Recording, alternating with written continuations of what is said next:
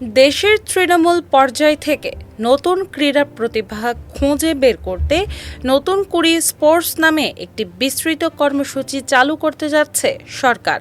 আগামী ৩০ এপ্রিল সিলেট থেকে এই উদ্যোগের আনুষ্ঠানিক যাত্রা শুরু হবে বলে জানিয়েছেন প্রধানমন্ত্রী তারেক রহমান। সোমবার ৩০ মার্চ রাজধানীতে যুব ও ক্রীড়া মন্ত্রণালয়ের আয়োজনে ক্রীড়া ভাতা প্রদান কার্যক্রমের উদ্বোধন, আন্তর্জাতিক প্রতিযোগিতায় পদকজয়ী খেলোয়াড়দের ক্রীড়া কার্ড বিতরণ এবং সম্মাননা প্রদান অনুষ্ঠানে প্রধান অতিথির বক্তব্যে তিনি এই ঘোষণা দেন। অনুষ্ঠানে ক্রীড়াঙ্গনের বিভিন্ন স্তরের খেলোয়াড়, কোচ, সংগঠক ও সংশ্লিষ্ট কর্মকর্তারা উপস্থিত ছিলেন।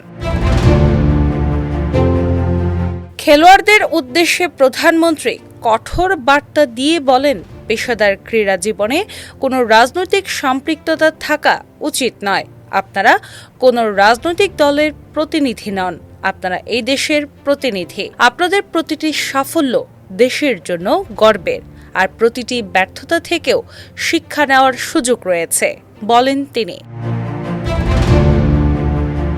প্রধানমন্ত্রী বলেন, খেলাধুলার জয় পরাজয় স্বাভাবিক বিষয়।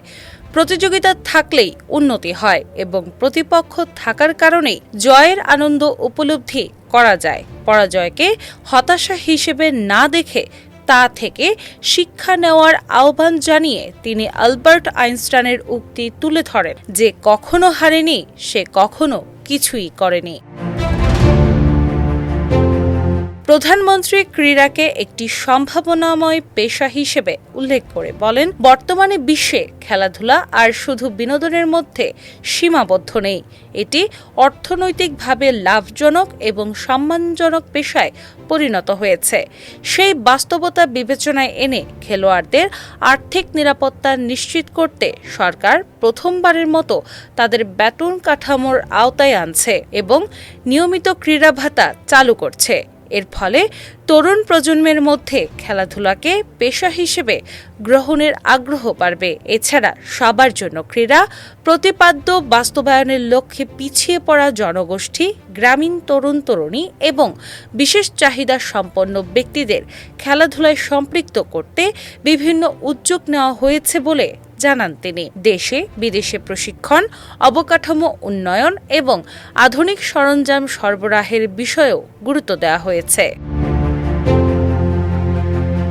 প্রধানমন্ত্রী আরও বলেন, দেশে ক্রিকেট ও ফুটবল সবচেয়ে বেশি জনপ্রিয় হলেও আর্চারি, বক্সিং, জিমন্যাস্টিক, ভারোত্তোলন, সাঁতার, অ্যাথলেটিক্স, কারাতে, কাবাডি ও ভলিবলের মতো অনেক খেলায় বিপুল সম্ভাবনা রয়েছে। যথাযথ পরিকল্পনা, প্রশিক্ষণ ও পৃষ্ঠপোষকতা পেলে এসব খেলায়ও আন্তর্জাতিক পর্যায়ে বড় সাফল্য অর্জন করা সম্ভব। সবশেষে তিনি আশা প্রকাশ করেন, নতুন করে স্পোর্টস কর্মসূচির মাধ্যমে দেশের প্রতিটি অঞ্চল থেকে নতুন নতুন প্রতিভা উঠে আসবে, যারা ভবিষ্যতে আন্তর্জাতিক অঙ্গনে বাংলাদেশের প্রতিনিধিত্ব করবে এবং দেশের জন্য গৌরব বয়ে আনবে। দিনা ইসলাম, বাংলাবাজার পত্রিকা।